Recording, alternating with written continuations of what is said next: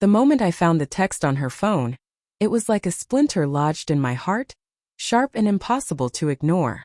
"You're always working, but he sees me," it read, sent to a number I didn't recognize. My wife, Lena, was asleep beside me, her breathing soft, oblivious to the storm brewing in my chest. The glow of her phone illuminated the bedroom, casting shadows that felt like accusations. I sat frozen, thumb hovering over the screen, knowing that scrolling further would unravel everything I thought we were. We'd been married 5 years, partners in a life we'd built from late-night dreams and early morning coffees.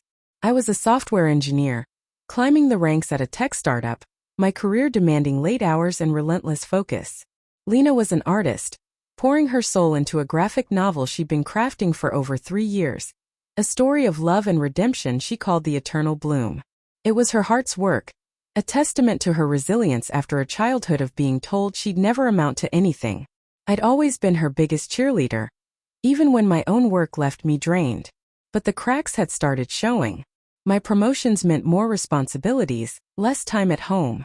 Lena's smiles grew tighter, her questions about my day tinged with resentment. "You're married to your laptop," she'd say, half joking, half pleading. I'd brush it off, promising weekends we rarely had. I thought we were just in a rough patch, the kind every couple weathers. I never imagined she'd turn to someone else. The text revealed a man named Ethan, a gallery owner she'd met at an art show. Their messages spanned weeks, flirty at first, then intimate, laced with her confessions of feeling invisible. "He's not like you," she wrote.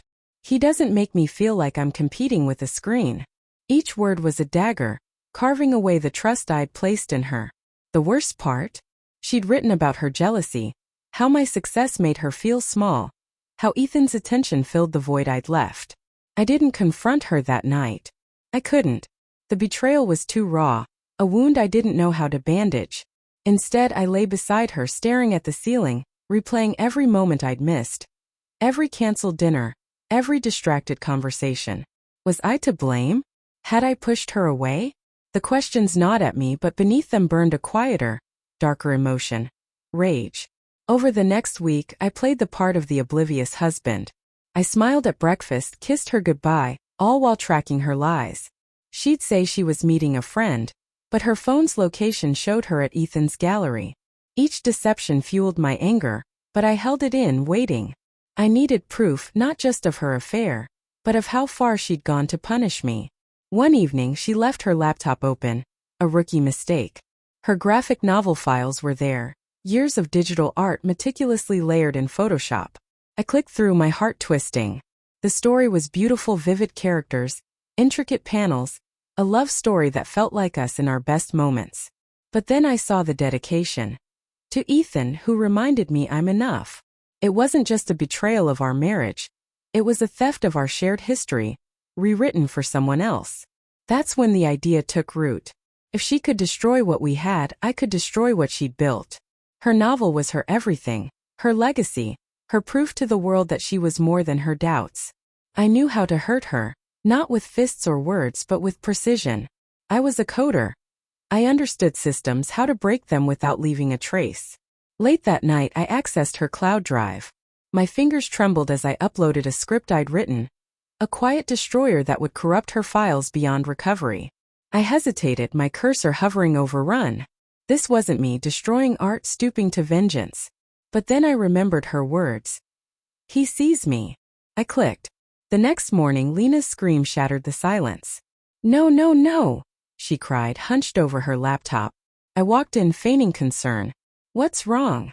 I asked, my voice steady despite the guilt clawing at me. "It's gone," she sobbed. "All of it, every page, every draft. 3 years, Alex.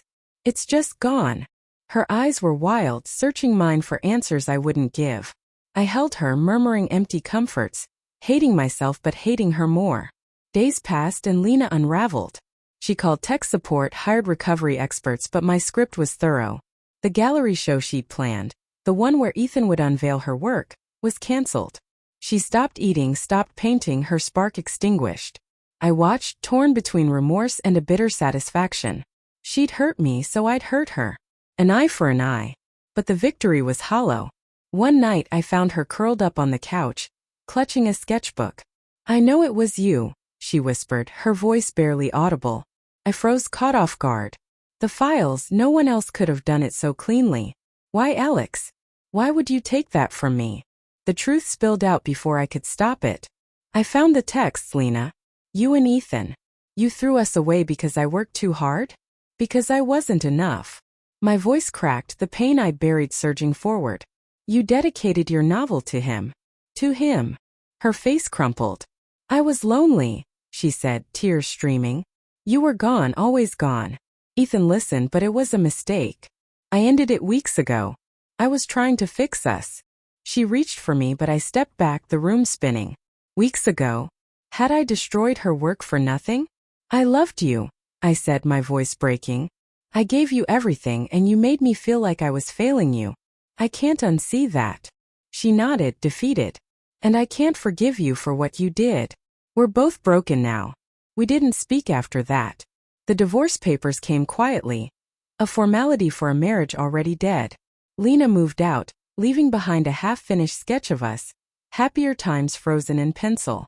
I kept it, a reminder of what we'd lost. Not just to her betrayal, but to my revenge. Sometimes I wonder if I'd confronted her instead, if we could have rebuilt. But the splinter in my heart remains, a wound neither of us could heal. Trust, once shattered, doesn't mend clean. And love, no matter how deep, can't survive when both sides choose to destroy.